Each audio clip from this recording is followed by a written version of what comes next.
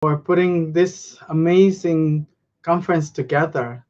It's a lot of work that happens to put such an amazing event, and I'm just so grateful that I get the opportunity to share space with all of you today.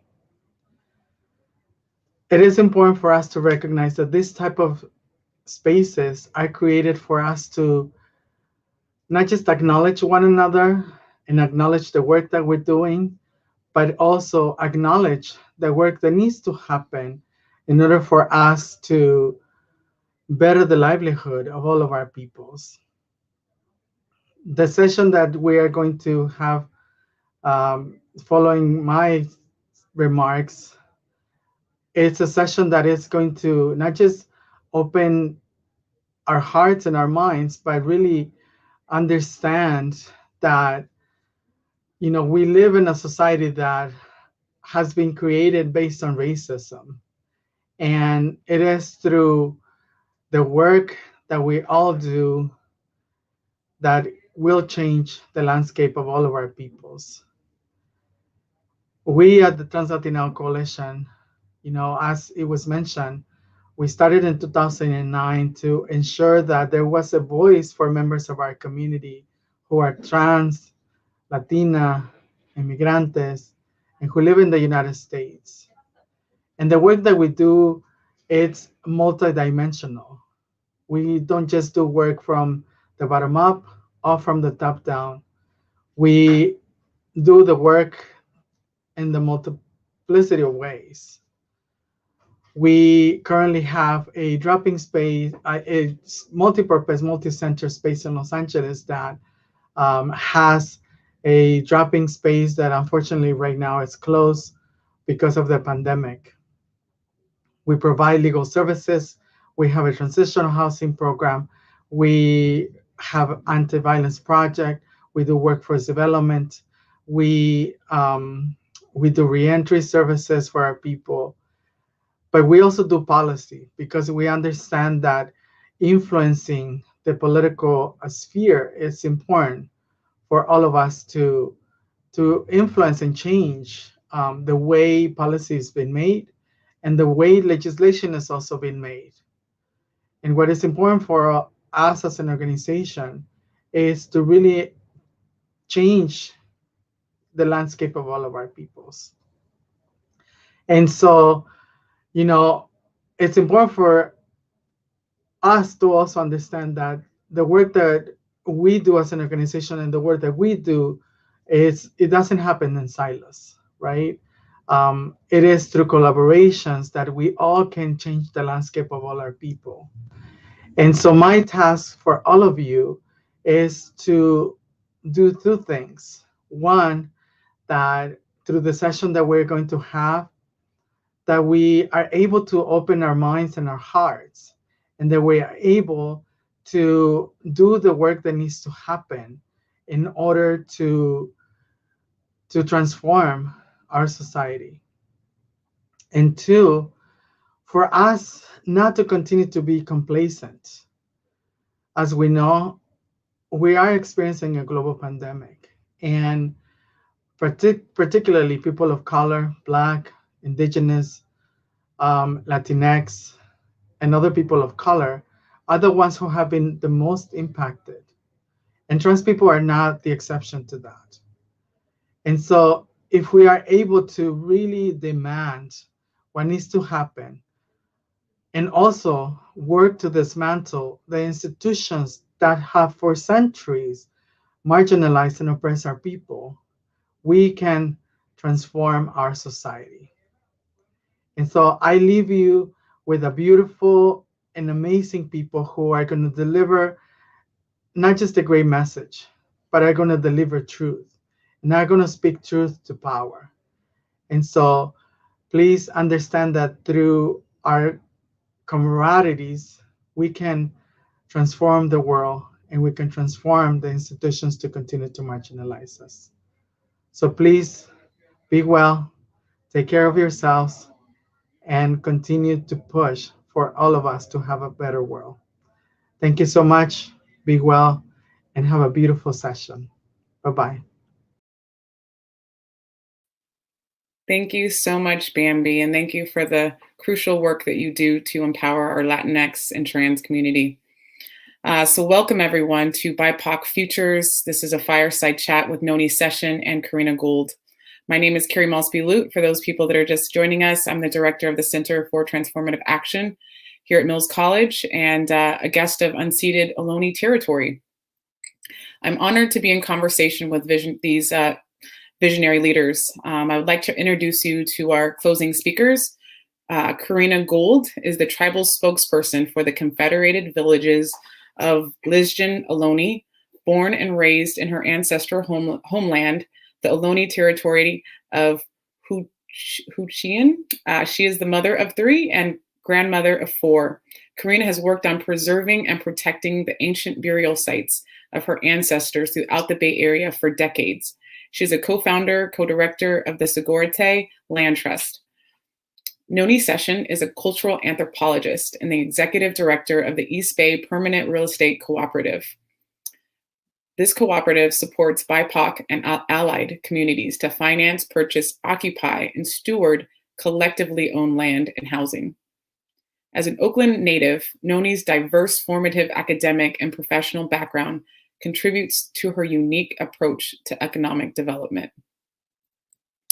Raised by teachers and small business owners, Noni cuts her academic teeth on the challenges of equitable economic development.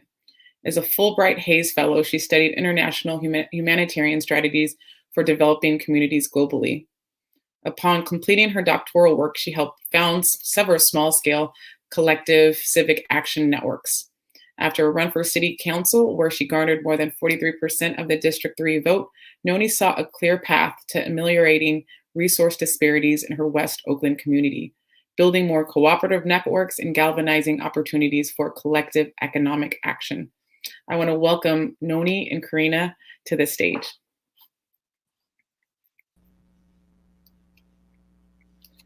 Hello. Hi, Carrie. Hi. It's an honor to share space with you. Nice to see you. It's been an amazing. Yes. Oh, thank you. I saw you in there yesterday. Space. Yeah. Yeah, I was getting kind of fired up. I know there was one you said yes, and I was just about to say yes. So I was like, okay, I'll change it to preach. At the same time, I was like, oh my God, say it again. Yeah. So I'm so happy. Yeah, it's been great to see you in sessions. And again, Karina, honor to have you. So we are still here. We all stand at the intersections, right? As women, BIPOC leaders, carving out spaces to survive and thrive against all of the odds. And so both of you come to the table with different perspectives a bit, very similar as well, overlapping on how we can create liberated people in place. And so for this conversation, I was just going to start kind of broad and then hope to get into your work. And Karina, I know that you have beautiful slides on the history of the Ohlone people that I've seen you share at different presentations. Is that something that you would be able to share with us today and kind of talking about the history of Ohlone people and how it connects to your work at the Sigorte Land Trust? Oh, thank you so much. It's really a blessing to be here. And I just want to say, this is the first talk that I've done in the last few weeks because I'm going through mourning process right now. And I lost my brother recently. And actually, I thought that we would just do a chat today and not do slides so much, if that's okay with you. I'd love to talk about my land, the land that we're on. And I don't know, but I think that there's probably people here from all over the country, all over the world. And I always like to have people acknowledge where they're at and to find out whose land that they're on and what language is there and what is the name of the people that are still there. Or and so, for me, it's a beauty. And, I know that we were probably, this is coming from Mills College. And, I was saddened to hear that Mills College was thinking about closing down. And I think we should just say thinking about that, because I think that it's an important institution. And I also want to acknowledge that it's in our territory, the territory of Huichin, the territory that has sustained our families for thousands of years. And if you know about the East Bay, my ancestors, this is only one territory. This territory encompasses Oakland, Alameda, Berkeley, Emeryville, Albany, and Piedmont. So one of the many territories in the Bay Area. My ancestors, the Lashon people, are actually it's a gathering of tribal people that were enslaved at Mission San Jose and Mission Dolores in San Francisco. So our tribe is encompassed of Ohlone, Bay Miwok, Plains Miwok, Yokut, and Napian people. So we are inclusive of the 5 tribes that were enslaved at the mission. And so that's 5 counties, actually. So, our territory is huge. And my ancestors have been here for thousands of years. Our mountain is Tuyushtak, and for those from the Bay Area, know it as Mount Diablo. Our waterway is Lashon, who we are named after, and it was renamed the San Lorenzo Creek. Our bay was covered in our villages, so we were populated all around the Bay Area, and many of our villages were right along the waterways, where fresh water met salt water, and there was marsh area. We lived in a way that was what we talk about today as human beings is going back to being, leaving a smaller footprint on the earth, right? And so our ancestors, and many of our ancestors all over the world, lived that way. We lived in a way that our houses were biodegradable. The things that we left behind were very few. And so the things that our ancestors left here were our shell mounts. And the work that we talk about when Carrie introduced me was that that I've been doing work for decades to save and preserve the burial sites of my ancestors, which you can't see. I think that if people realize that in California, this is a very young state, that it is new, that in less than 250 years, that everything you see was built upon it, that this is not something that has been here for hundreds and hundreds of years, but very new. If you think about the Bay Area, just in Oakland, there were over 50 creeks that ran through here, freshwater creeks that you can drink out of 150 years ago, that you can imagine that those places existed and that almost none of them exist above ground anymore. And if you can imagine a place that was abundant, that there was food here for everyone, and that there was no concept of hunger or homelessness 200 years ago in the Bay Area. When we think about society today, when people don't have access to fresh water or housing or food, how far have we come as a society?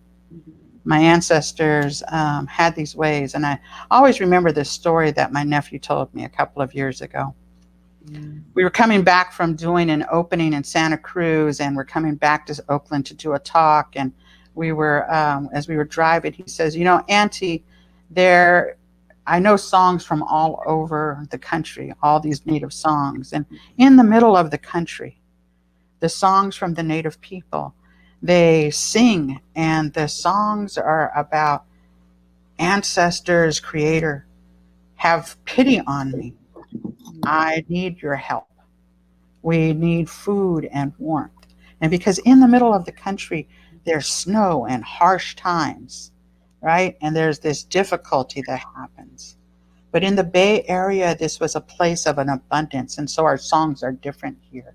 Our songs are thank you so much for all of the blessings. Thank you so much for the food that's here. Thank you so much for all of the things that we have in order to survive.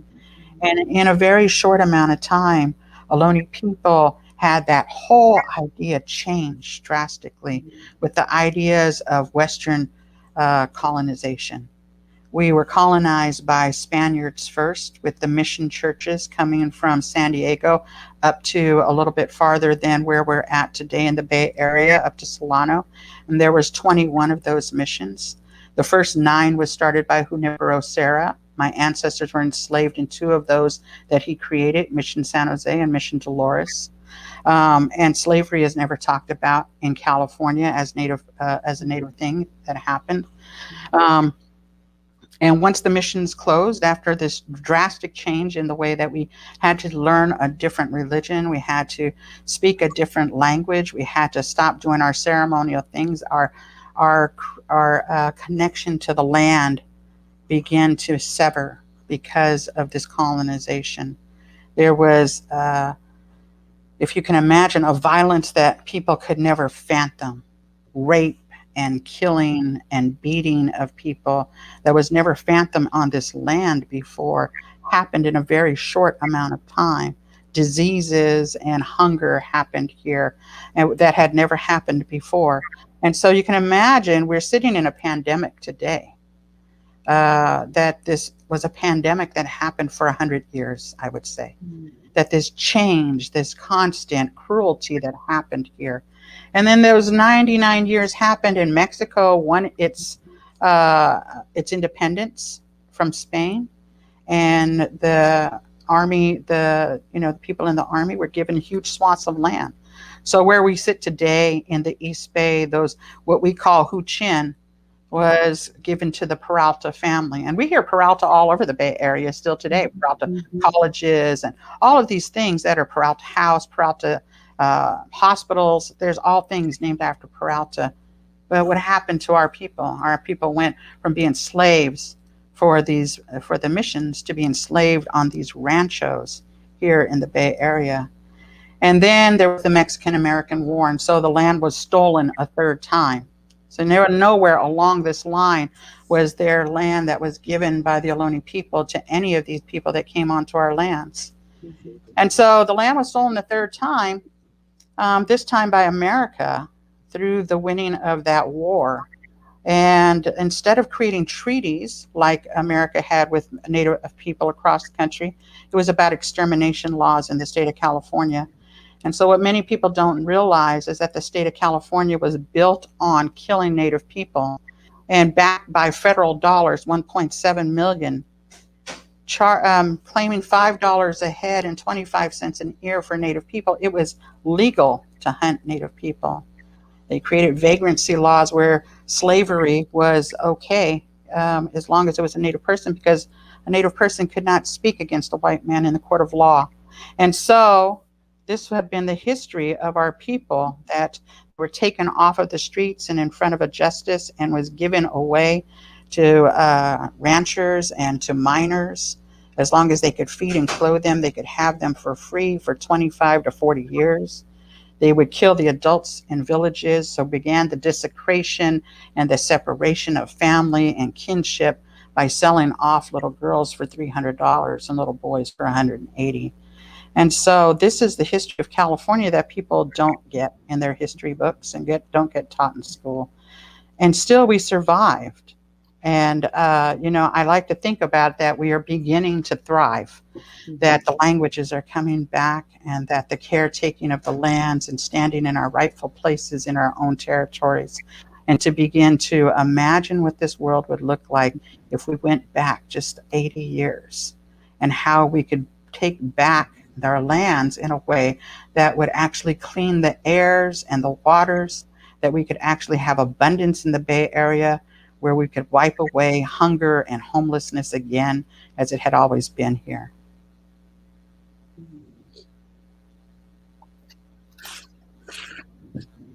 That was beautiful.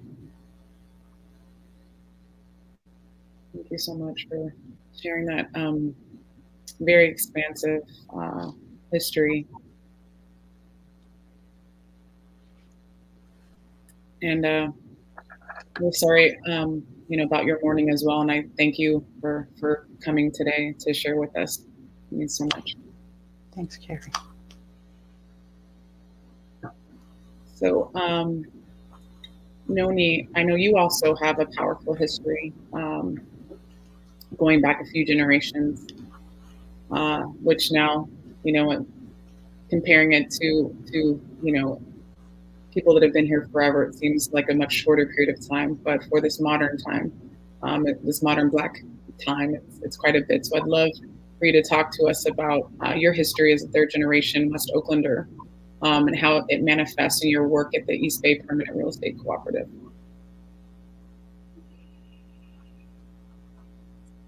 Mm-hmm.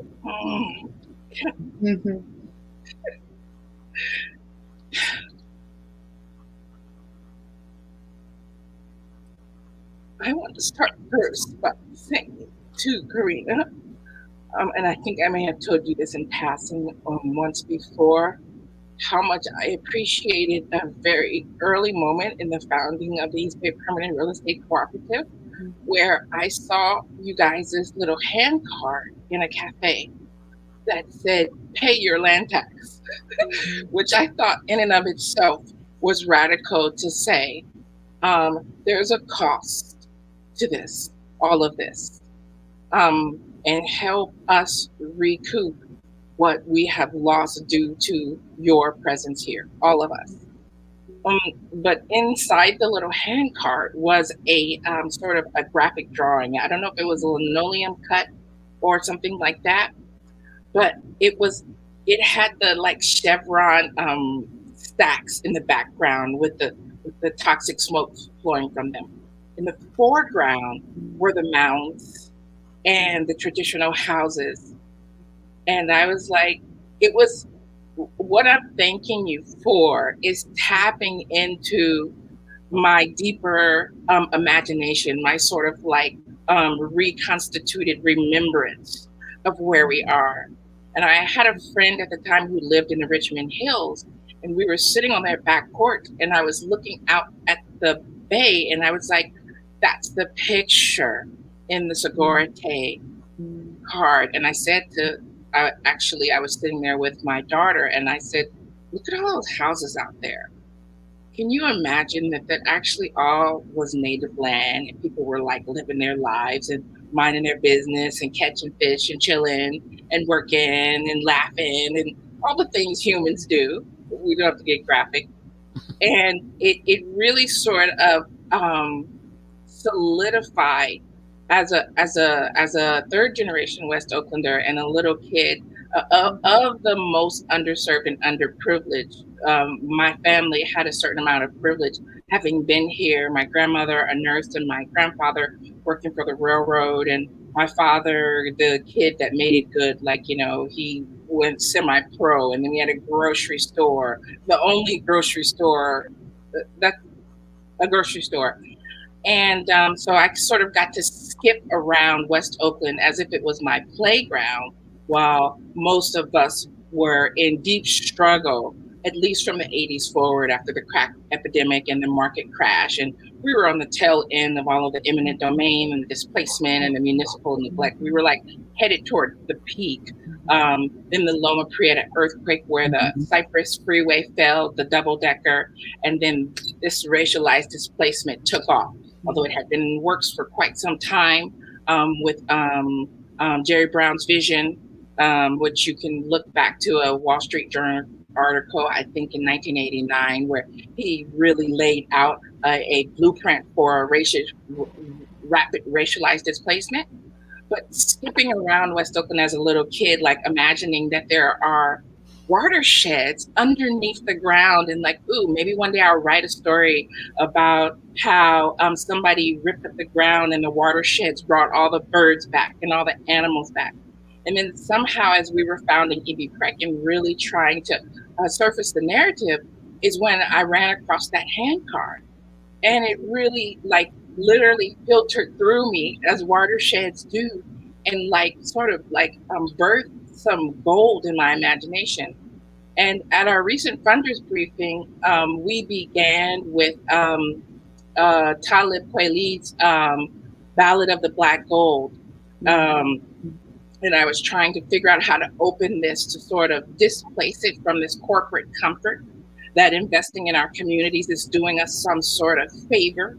And I started thinking about profits, I believe, of which Karina could be firmly grounded in that tradition of speaking prophetic word, because prophetic word reignites a reimagination of something that already existed, right? And I duplicate that because, as you point out, this history of capitalism, of the American empire, is actually a eminently short history that appears as if it always was because of the absence of the recognition of imagination at each generation, because the stories, the language, the textures have been completely disappeared. And even this convention that I am so happy to see spreading this field, where we speak the names of the people who never ceded this territory. We remind folks that we are still at this moment on occupied land, because as an African descended person, not only raised by Pan-Africanists, but I was actually a Black Studies and Cultural Anthropology major at San Francisco State, taught in one of the first Black Studies departments in the nation that had to be taken by armed force, right? We had La Raza Studies and Black Studies that by gunpoint, we had to demand a space to politically and historically educate our youth so that folks like us could speak the narrative, speak the history, and reignite the imagination. So connecting all those things up at that moment where we were trying to figure out how to surface an authentic narrative in our funders briefing, and not a sort of a begging narrative. I realized that Talib Kweli's work falls in the category of Black prophets.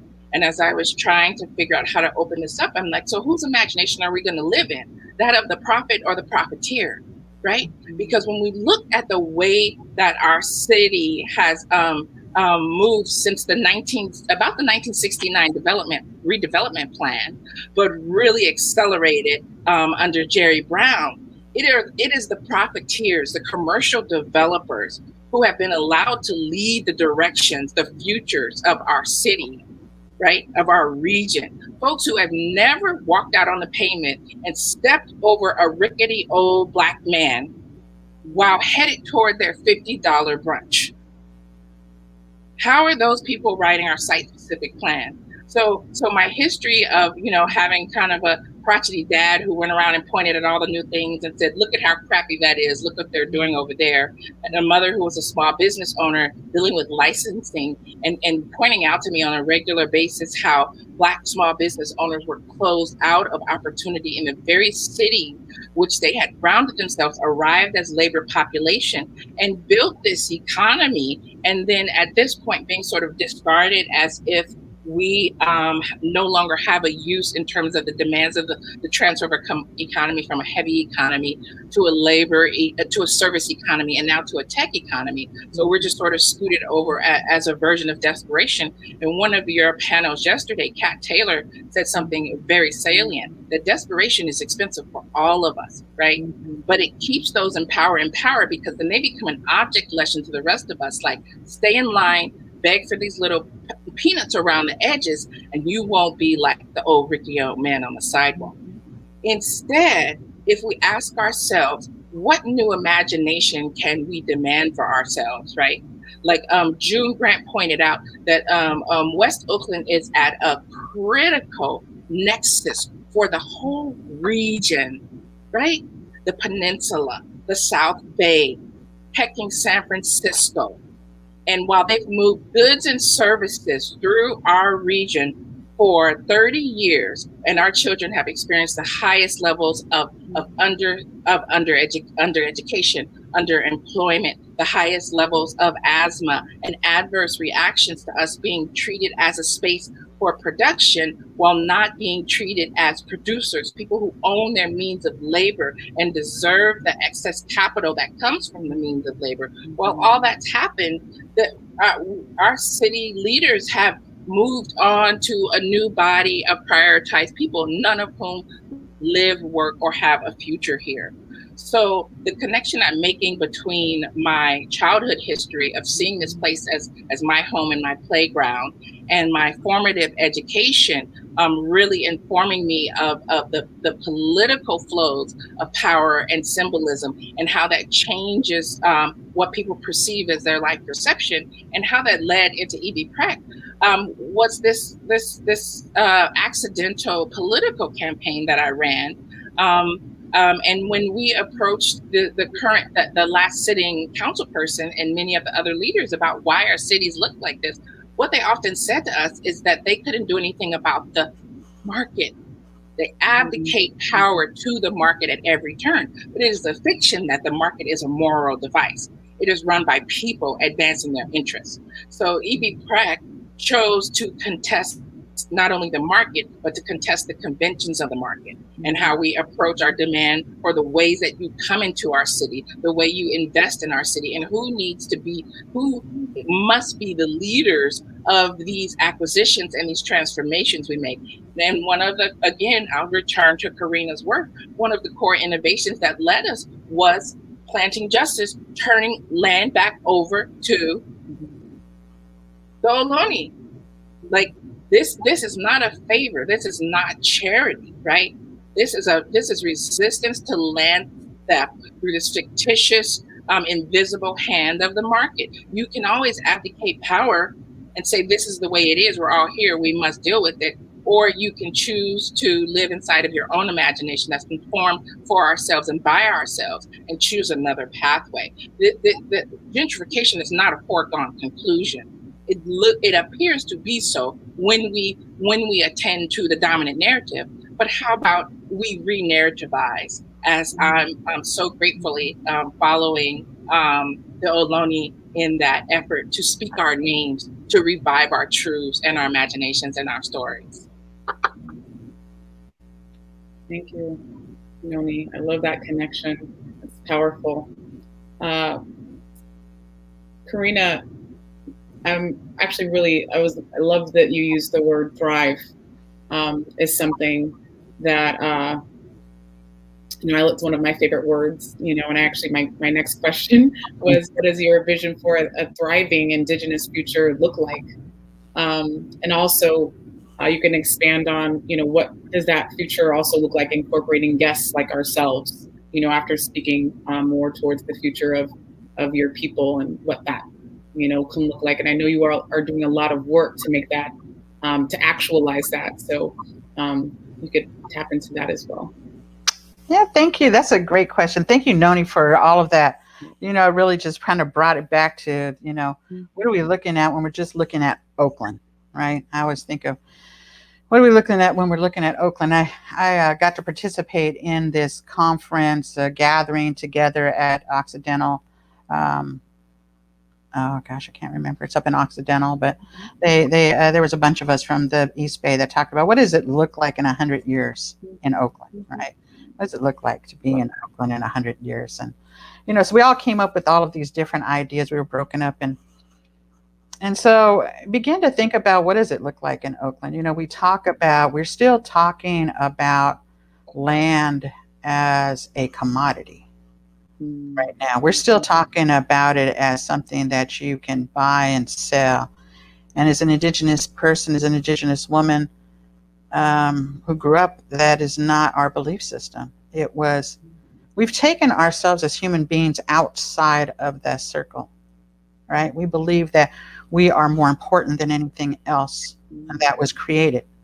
We believe as Indigenous people that we were the last ones that were created in this whole circle, right? Everything was created before us. So we're the little brothers and sisters.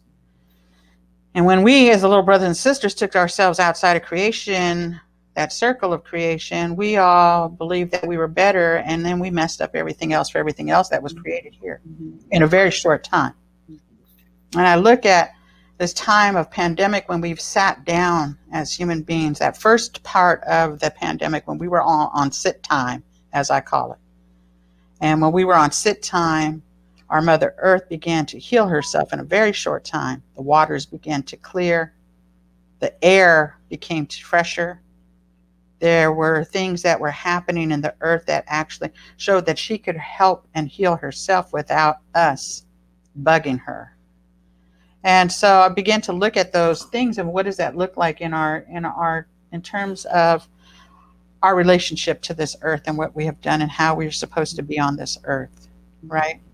We can't continue to buy and sell and trade that has carried us since the beginning of time. That we have to begin to think about it in a different way. How do we come back into alignment with everything else? When I think about it, I was like when I first moved to deep East Oakland, right? I live in Sobrani. And when I moved here, there was no bees here at all. And so when I moved here, I was like, how do we bring these bees here? Because without bees, this little tiny animal that most of us are afraid of, without them, we would cease to exist because we need them to pollinate our food and our medicines. And they're almost extinct. What are we as human beings doing to make sure that those relatives stay alive? And so I think it's really about how do we change our thought processes again? What is really important right now in order for us to survive? Is it buying and selling and trading land, or is it collectively trying to figure out how do we survive as a human species so that my grandchildren, your grandchildren, our great, great, great, great, great grandchildren are here? I think that we have enough technology right now collectively in this world to figure out how to clean up our waterways and how to stop the things that we're doing. And I really love the way that Noni talked about this whole idea of market and how it's moving the entire world in this way, and how it is that human beings are not going to get back in alignment or stop this crisis that's happening unless we change our thought process. What does it look like? For me, it's in 100 years, this is my dream, because Oakland is a huge piece of land, right? As I look at the Bay Area, Alameda County. Alameda County has 427,000 acres of land. Ohlone people own less than an acre of that land together. That's my home, my auntie's home, and the land that we take care of, because Segorte Land Trust actually doesn't own any land. Less than an acre of land is taken care of by Ohlone people, just in Alameda County. So displacement is real. We have been displaced since the beginning. What does it look like to come back and to thrive? Is that reconnection with the land and our waterways, a way for us to get back into taking care of the land in the way it's supposed to be taken care of. You know, each piece of land has songs that go with it, that there are ceremonies that happen on this land, and that in order for us to bring balance back into this land, we have to be able to do those ceremonies and sing those songs. We have to be able to save those sacred places and share those places with other people on our lands. We have to get our ancestors out of the institutions and back into the land and give them dignity again. We have to be able to do that kind of work, and we cannot do that work without everybody that now lives on our land. And so when people say that they like, you know, that thankful to be guests on my land, so what I look for as a guest on my land is that you need to come and work with us to make sure that these things are able to happen. Our language was taken away from us. We do not have a full speaker of language. And my daughter dreamed years ago of being a language speaker. When she was 14, she didn't want to learn Spanish or French. And I took her to UC Berkeley to speak to someone there to talk about bringing that language back, right? We were blessed to work with a linguist there for a short time. And then I was very naive at the time and introduced them to another tribal entity that's in the Bay Area, and they refused to allow my children to speak the language because they were enrolled in their father's tribe.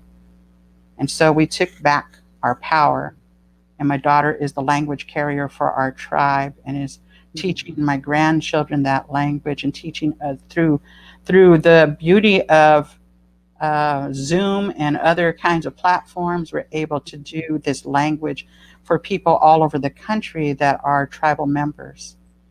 And so thriving means being able to use the technology today to do the work of our ancestors and for the future. It means being able to have land where we can bring our medicines back, and remembering what it means to tend to that land, to look at the cycles of when we're supposed to gather and what do those medicines look like, and to bring people along with us, because there's no way that we could do this work without everybody.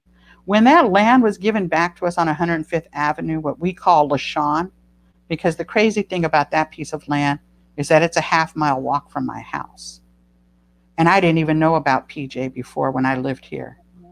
PJ got a hold of us because they learned something at Standing Rock. And Standing Rock was this huge place where people came from all over the world, from all walks of life, to stand for the water.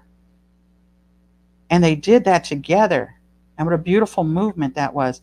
And at the same time that that was happening, I had this own struggle at home about standing for the West Berkeley Shell Mound. It coincided together, these sacred places that needed to be taken care of. But Gavin and Ohlone invited us. We didn't know them. And to the back of this land, and said that they had learned that they were supposed to work with the First Nation peoples on whose land they were on. And they offered us this 1/4 acre of land. This 1/4 acre of land, no land had ever been given back to Ohlone people. A half-mile walk from my house, along the LaShawn Creek, which we're named after. A place where it probably was a village site, because where the 880 freeway is actually is where the bay used to come to. And so that was probably one of our village sites. So my ancestors work in these crazy miracle ways. We've been able to put up a arbor in that land. We haven't had one in 250 years here. A place where we have ceremony. A place where we're able to have a fire without asking permission from anyone else. A place where we're able to mourn our dead, to bring our relatives from places all over the world. A place where we're able to marry our children in. A place where it's a beautiful place. But that place was created by people from all walks of life. People from all different backgrounds. People came and worked that land with us. It wasn't done in a silo. And so when we look at what does it look like to thrive, it looks like to be on our land in relationship with all people that live here, in a place that we're living in equity, and equity in a real way. Thrivance doesn't mean just for us. In order for us to thrive, everyone that lives in our territory has to be able to have everything they need taken care of. A good host ensures that. When you have guests at your house, you feed them the best food, you give them the best gifts, you sing, you tell stories, you laugh. And that's what it means to be a good host.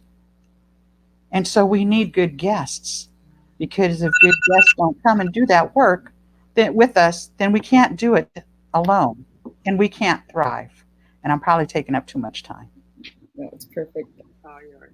I would love to sit here and just chat all evening. This is beautiful. This idea of all of us thriving reminds me of Heather McGee's opening talk about solidarity dividends, as she calls them. This idea that we all thrive more when we're together. So thank you so much for that. That was beautiful.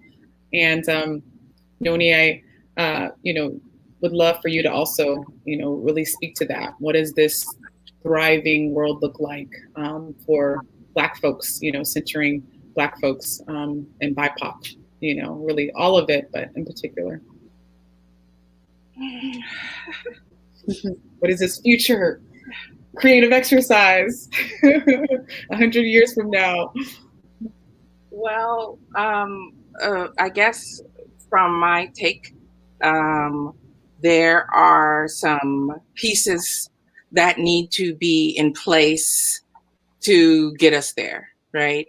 I think of my purpose on this planet, and my so blessed role to have at EBPREC is to be an enabler, to set these structures in place, to model them, to spread them, to galvanize people around them, and to just articulate them and fertilize folks around their possibility. So forgive me for being a little bit more formal, but I would want to represent the future I see based in the 3 mission pillars that drive what we do in EBPREC. And I'll just talk about them. We don't People can reach out to me at noni@ebprec.org for more information, but I'll just use my words right now. So we have 3 mission pillars, represented by hashtags, because we're living in a world where to spread information, you tag it so folks can find it. And the first is land without landlords. The second is restorative economics. And the third is heal people power. And I'll discuss those each very briefly. So land without landlords really refers to where Karina's work grounds, where it is so critical that we decommodify land.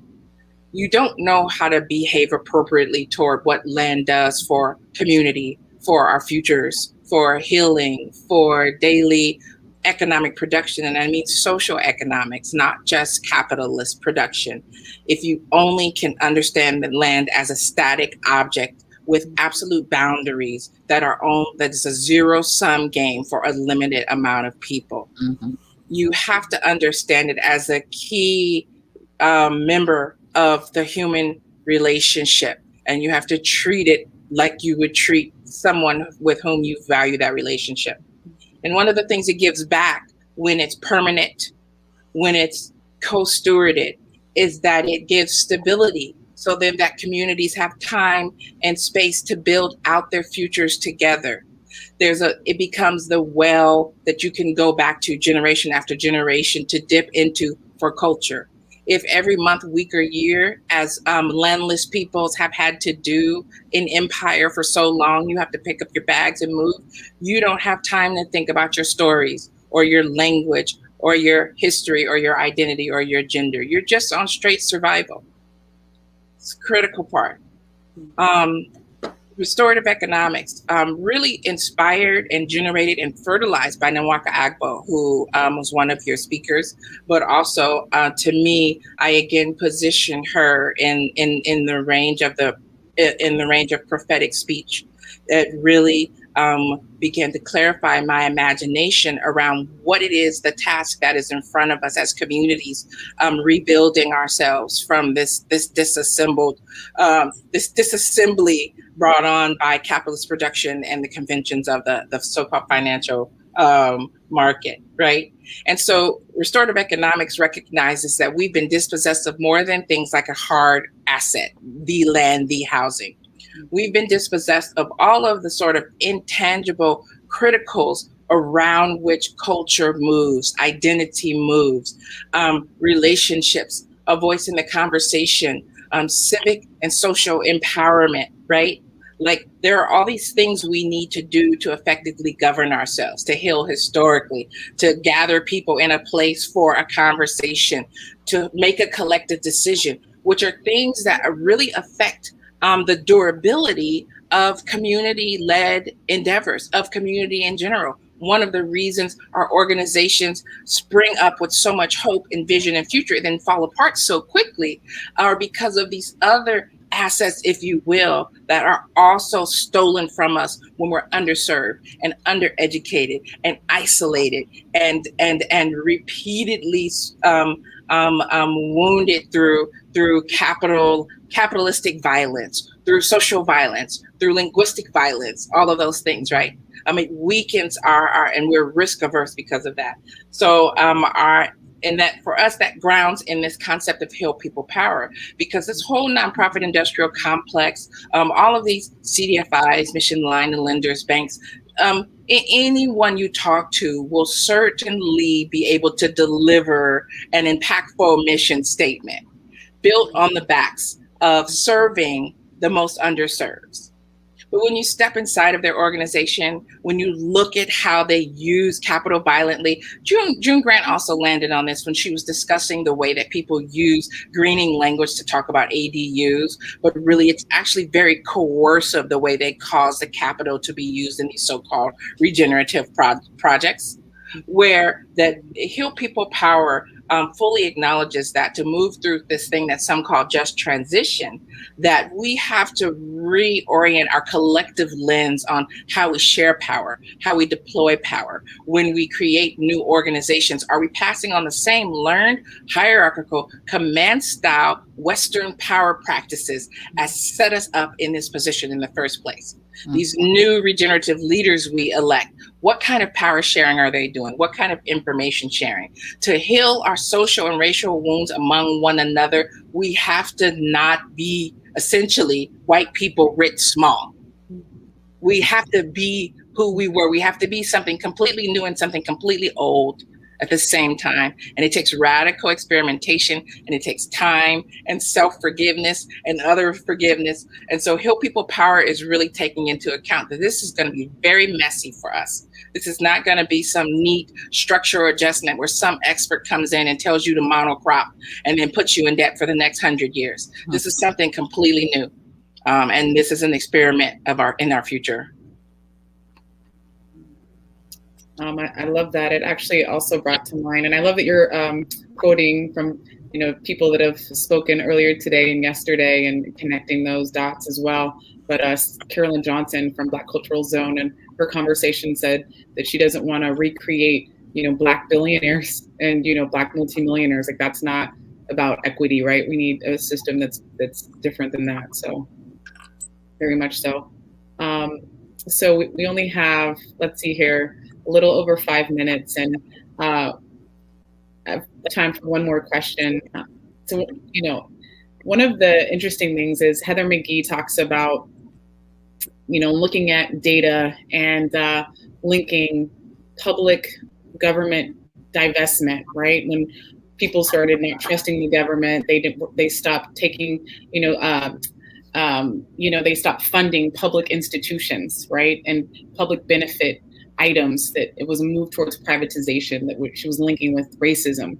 And so I'm wondering if at all, like, what role you feel government plays in the work that you do. And I know it's probably even more nuanced for you, Karina, being that, government stole your land, but I'm just wondering if at all, what role government plays within what you're trying to do.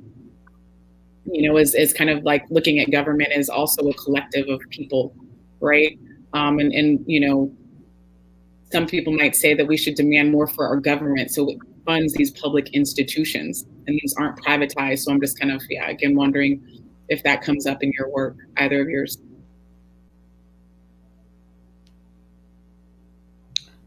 Yeah, that's a great question.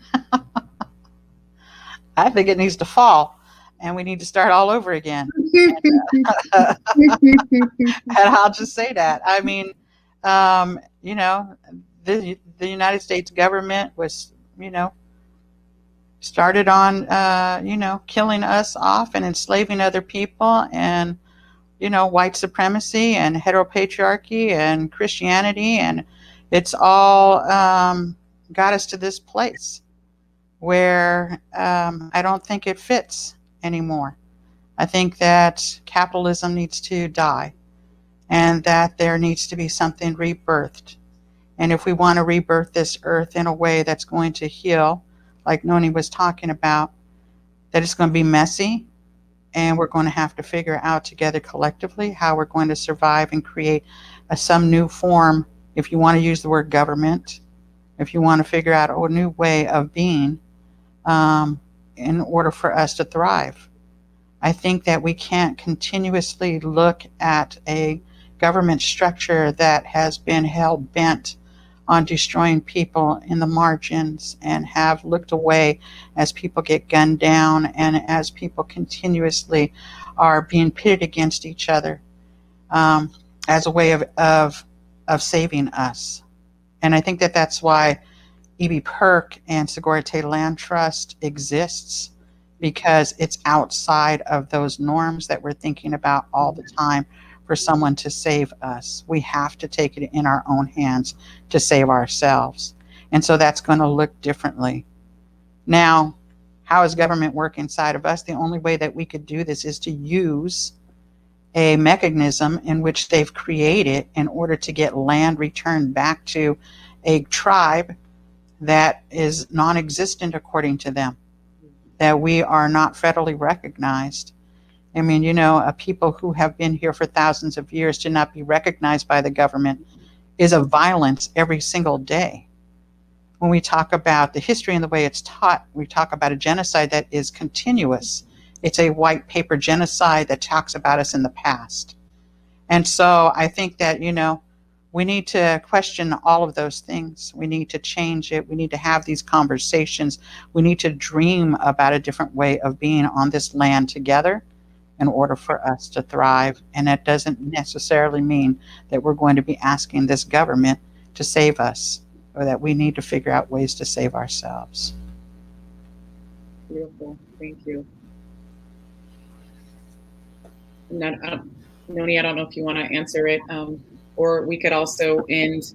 We have a few minutes, and so maybe if you all could just take, we want to give as many tangible tools and opportunities for people to support your work. So what do you need from the audience, from us? If there's like maybe a few things that you could speak to briefly about how we can support your work and your vision for this future. I'll write it down. I've been taking notes. Noni, you should go next. Go ahead. Okay. Uh-huh. Step up, step back. Well, the thing is when people see E.B. Precht's work in motion, they imagine that it's some sort of like clean acquisition process. Like we bring in investment and then we buy a piece of property and there's your, fine bureaucratic expert process in a box.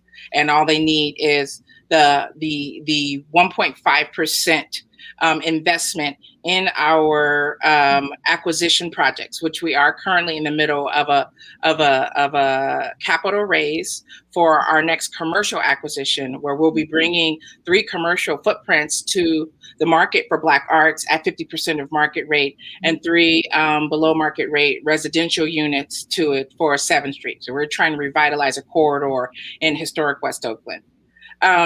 So we are bringing in investment now. So if you have capital to buy $1,000 shares at 1.5% return, please invest. Please advise your funds. Please advise your relatives that we're reinvesting in our own community over and above what other people think we deserve.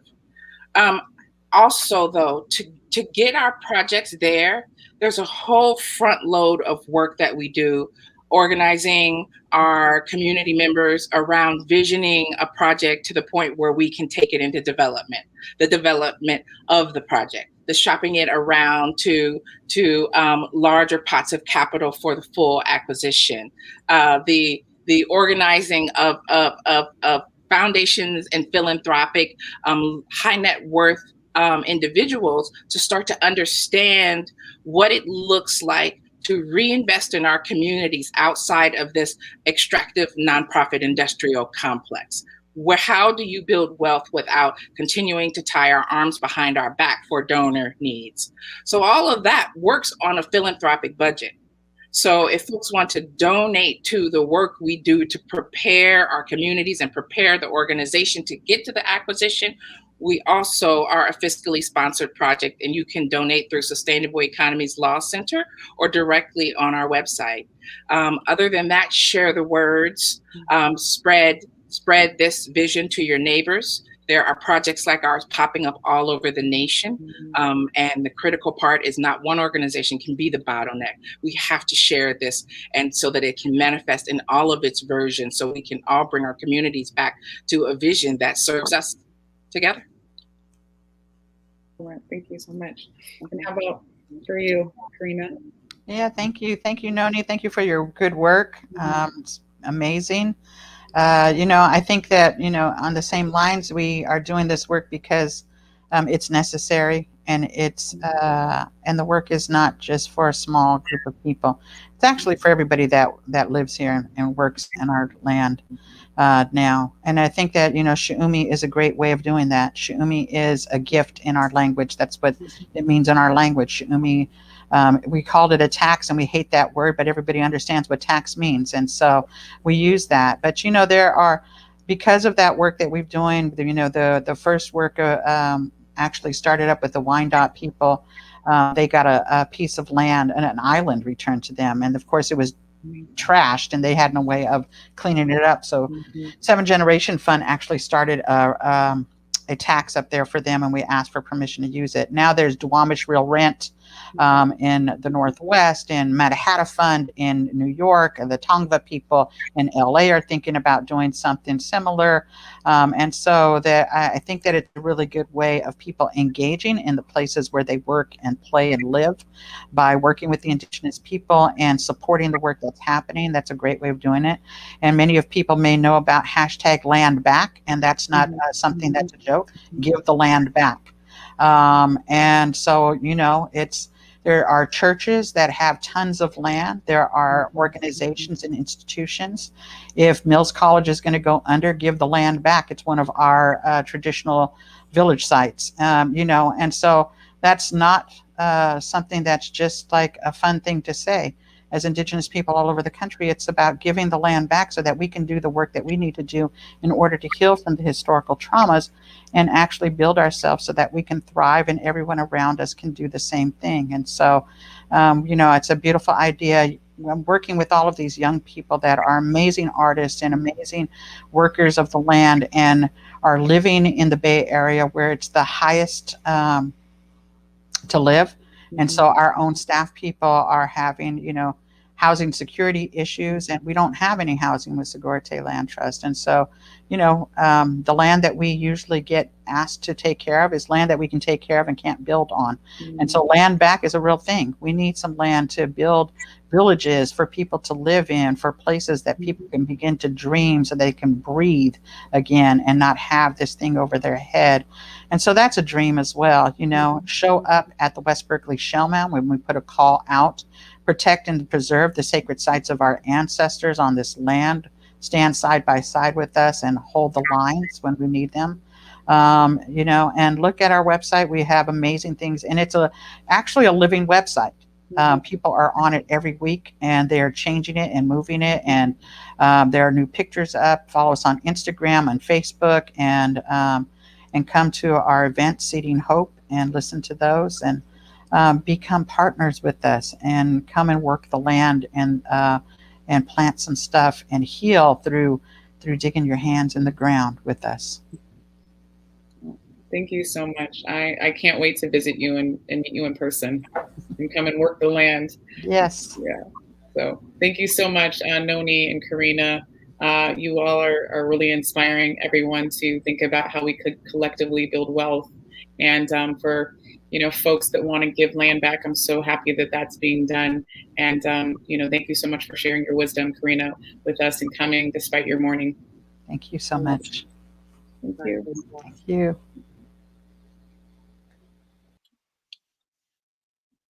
Okay, everyone. Sorry, we're running a few minutes over, but we're going to have a few words from our Provost Chinyere Apara, who's going to talk briefly and give us some, highlight some faculty that have done exceptional work. So thank you. Thank you so much, Carrie. Wow. What an extraordinary 2 days. Vision, inspiration, wisdom, insight, community, even dance. I feel like I've been fed. This has just been an extraordinary gift. Unfinished, actualizing an intersectional anti-racist world. I think we're one step closer after these 2 amazing days. I want to thank you, Noni and Karina, for that last session. That was incredibly powerful. That sense of digging your hands into the dirt to build something new for our communities was so visceral. So thank you so much for that vision that I think we're all going to be taking away with us today. But thank you to every single speaker who has shared your vision for a different kind of future, a different kind of world that we really can create together. I'm personally inspired, and I hope that everybody here who's been listening is also. These 2 days have provided us with, I think, what I would call a roadmap for living a purpose-driven life, for developing economic independence for our communities, or as Michael Bush called on us yesterday, to move and get into action. Karina reminded us that the only ones who are going to save ourselves are ourselves. And that has to start with, and I'm going to quote you, Karina, dreaming a different way to be on this land together, recognizing, of course, whose land it is. I was also inspired by our powerful keynote speaker, Heather McGee, who reminded us that just even though we recognize the wounds of intersectional racism and long-term economic discrimination, that does not mean that it will stop us from being our full brilliant selves. Black, Indigenous, and POC excellence, queer and trans POC excellence can be threatening to those who are used to leaning on white and male privilege. We heard about that from Michael Bush. But this is our time. This is our time to shine, to move, and to reach back to bring others with us. Just so much food for thought. I hope that you feel that you've been fed intellectually, spiritually, emotionally, and in all the ways that we feed each other when we come together, even though we have to do it virtually. But let me say a few words of thank you. First of all, of course, I'm sure you'll all join me. And if we were in a big auditorium together, we'd do a huge round of applause for the mighty CTA team that brought together such a stellar group of speakers. I'm incredibly indebted and grateful to CTA Director, Carrie Molesby-Lute, whose vision, commitment, and just can-do energy are just extraordinary. Thank you, Carrie. And of course, Carrie had the exceptional support of her team, the Program of Promotional Strategy provided by Mills MBA alumna, Ali Chagistar, our production and fundraising support from MBA candidate Alana Guth, and production and marketing from MBA MPP candidate Patty Martinez, who's behind the scenes letting people into this space. So thank you for all of you for your work. None of this would have been possible without the support and mentorship over the years of everyone who has worked to build the Center for Transformative Action over the many years. And let me name a few, because I think it's important to know who's gone before us.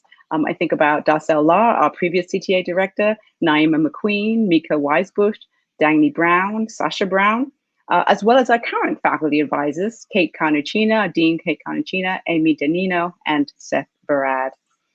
So in closing, let us just thank you all, for all of you, even of course, those I haven't mentioned, many, many hands went into making this incredible event.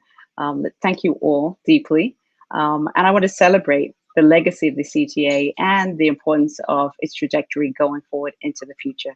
The CTA has been and continues to be an important convener for our Oakland and Bay Area communities, and in particular, an incubator for the vital ideas and solutions that we need to create equity and to create the vision that we have together for that intersectional, anti-racist world. Thank you again, and I look forward to welcoming you back to another meeting of ours as we move forward with the CTA events in the coming months. Thank you, Carrie.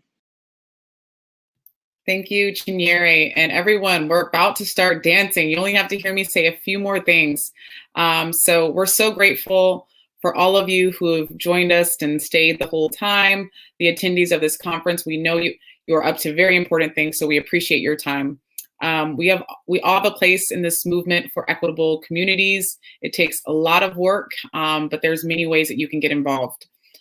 The CTA will be in touch with all of you to follow up as we find ways to stay engaged and to continue this pivotal conversation and movement that's going on. So please follow us on our YouTube channel, and we will be sharing videos from this experience as they unfold. So you will have access to all of the recordings. Just follow us on our YouTube channel. Hopefully someone can ping that and hop in. We know this year has been particularly challenging, and when we decided not only the gathering must happen, that we must make it free for everyone. So this means, generally conferences cost money, and we wanted to make this completely accessible. So there are ways that you can donate. You can find a donation link in the reception, as well as it'll be floating around in our main hop-in chat as well. So your donations help cover costs that relate to honorariums and the many costs related to 4+ people working together throughout the beginning of the year to make this happen, and other conversations, and then also DJ Ome as well. So I know we've been sitting for a long time, and so I hope that you've stayed with us this long, because this is actually going to be probably one of the best moments, the most joyful, besides all of the some of your experiences earlier. We're going to hear from DJ Ome for the next, hopefully, hour or so.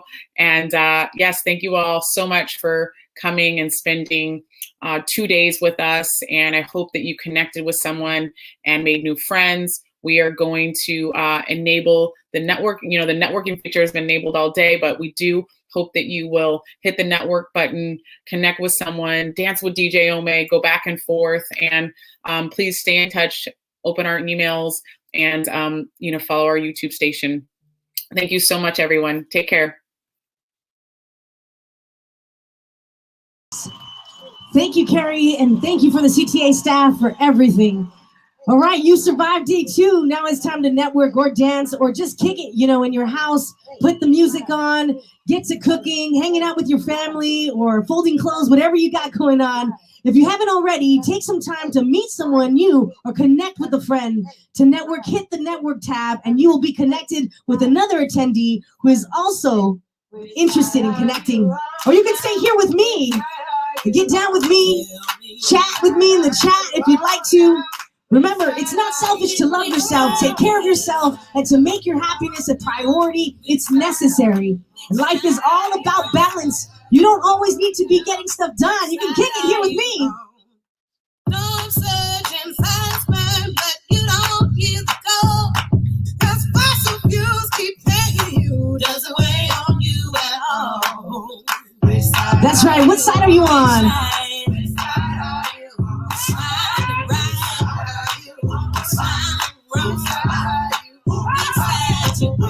If you want to network, hit that networking tab. I'll be here for the next 45 minutes.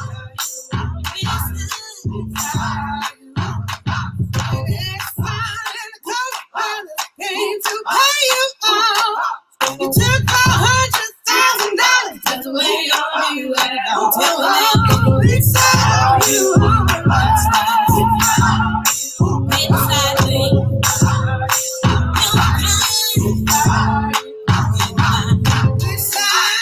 That's right, y'all. You can dance with me if you want. I can't see you, but I can feel you.